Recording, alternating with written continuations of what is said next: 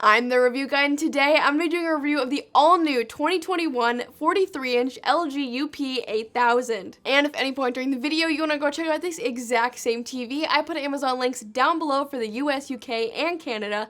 But let's get into this video. The LG UP8000 is an entry-level 4K TV, and the size that I'm going to be reviewing is the 43-inch. But now let's get into the design and the size guide. Now, like most TVs that are coming out this year, it is a very sleek and minimalistic design with very thin bezels, and since it is made out of mostly plastic, it is extremely light, which makes it very easy to vase mount. Now, that being said, just because it is plastic doesn't mean that it does not have nice build quality. It is a very sturdy TV, and the stand legs that come with it offer a good amount of stability, although it does still wobble a little bit. It does also have side and back ports. Now, the back ports may cause a little bit of issue if you are mounting this TV with the vase mount, since it does cause the wires to stick straight out the back of this TV. So do keep that in mind if you do want to mount this TV super close to the wall. But overall, it is a nice and sleek looking TV that is well suited for 2021. Now, in terms of size, it ranges from a 43-inch, which comes in at $400, and all the way up to an 86-inch, which comes at $1,900. So there's a pretty big range of sizes.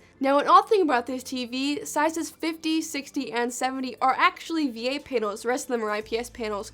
So those sizes are going to be better expected to have deeper blacks, better black levels, and better contrast ratios, but also worse viewing angles. So the size that I'm going to be reviewing, the 43-inch, does not reflect the 50-inch, the 60-inch, and the 70-inch, but all other sizes this review reflects. But with that being said, let's move into the picture quality of viewing movies and TV. Now, this TV's panel type is largely to blame for its subpar contrast levels and black levels now, but if you are a normal viewer and not a TV snob, this picture is going to look beautiful for you. It has a very clean and crisp image. The blacks do look a little gray when you are in a dark room, but if you haven't had a TV that is higher quality, you're not going to notice it. It's not awful, but if you have experienced those higher end TVs, it's definitely noticeable. But in the dark, if you're in a well-lit room, the black levels aren't really going to be an issue. This TV really shows its full potential in bright settings, so if you have a little bit of ambient light in the room, it does combat reflections quite well, a lot better than its predecessor, but it does show its struggles when it's trying to display blacks in dark rooms. This is an entry-level TV with an entry-level price, however,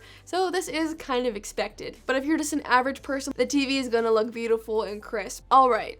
Now let's talk about picture quality in terms of viewing sports. Since this LG has a very good response time, it can keep up with the fast-pacedness of sports without displaying a lot of motion blur. So the TV can keep up the pace of fast-moving camera angles that often happen in any sports, but especially baseball when you're trying to track the ball in the air. You're not going to get a lot of motion blur, which means it's going to be easier to track what's actually going on the TV. Again, its IPS panel factor comes into play here because it does have wide viewing angles, so if you are having a viewing party or just have a room with wide seating angles, the color isn't going to wash out if you look at it from a deeper angle. So the picture quality is going to be retained even if you're looking at it not straight on but at wide angles, so everyone's going to enjoy the picture and the game because they're going to be getting the full picture quality no matter where they're seating. Also, a cool little feature that LG does for sports fans is allow you to program multiple reminders for multiple different teams so that you never miss a game. So if you are a sports level, this is going to be a pretty good entry-level TV for you to enjoy all the sports contents you could imagine. But now let's move on to the gaming experience. So LG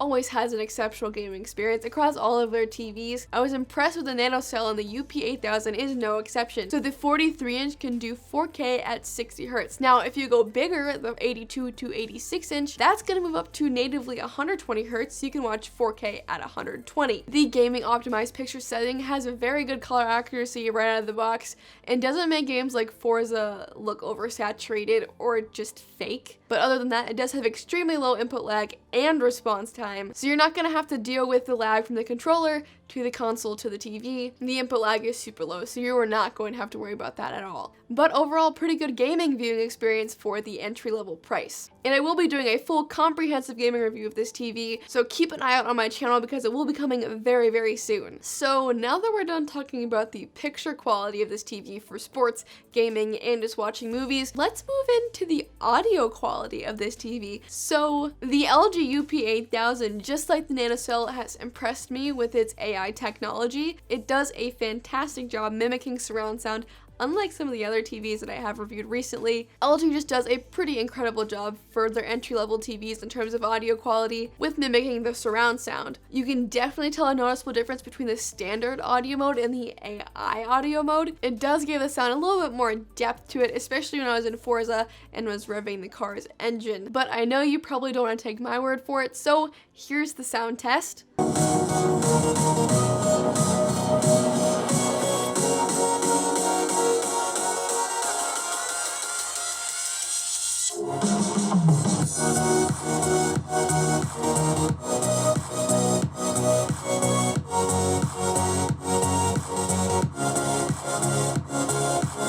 So that is how it sounds. It is also compatible with Bluetooth speakers, so if you do have a wireless home theater setup, this is going to work great for you. Okay, so now we got design, picture quality, and audio down, so let's move into the operating system and the remotes. Now, this is an exciting one because LG updated both of these things this year, all new 2021 for the UP8000. So LG's old operating system used to be a cramped line down at the bottom. There was no designated home screen, and I hated it because I had to scroll through just a little bar to find everything. They made it a full homepages screen, so it's very easy to navigate and find all the apps, inputs, channels. Anything you're gonna need is a lot easier to find than it was previously with LG's new design. I also approve the Magic Remote update, which removed a lot of unnecessary buttons and just made the remote look more modern and less cluttered. So I'm really digging the way this thing looks. It feels nice in your hand, and LG does include the 2 batteries in the box. So the Magic Remote is pretty much set. It works very well, it's responsive, and it does also have designated buttons for Netflix, Amazon Prime Video, Disney Plus, and LG's channels that they provide you when you buy the TV. But now let's move on to the smart assistants. Now you have a plethora of smart assistants to choose from in this TV. So LG has their own smart assistant built in, and you can activate that by pressing the microphone button and holding it down on the Magic Remote. But LG also gives you the option of using the Google Assistant or Amazon Echo, which are also both built into the TV. So I'm loving the choices that they give you here. You can activate both of them the same way that you would activate the LG one by holding the button in and talking. So you can link your Google account or Amazon account to the TV, and that is how you're gonna set up the smart assistants. It's really simple and easy to use, probably takes about 2 minutes, and that's it. And now finally, the input. So there are 3 HDMI. HDMI 2 is an eARC, and then there are 2 USB, a digital optical audio out, a place to attach a cable box or antenna, and an Ethernet port. It does have eARC capabilities as well as digital optical audio out, so if you are going to attach a soundbar, you'll be just fine. So if you are looking for a nice entry-level 4K TV, I would recommend the LG UP8000. But again, if you do want to go check out this exact TV in multiple different sizes, I put Amazon links down below for the US, UK, and Canada. I really hope this video helped you out. If it did, it'd be awesome if you could hit that like button or that subscribe button. But I was your review guide, and I'll see you in the next video.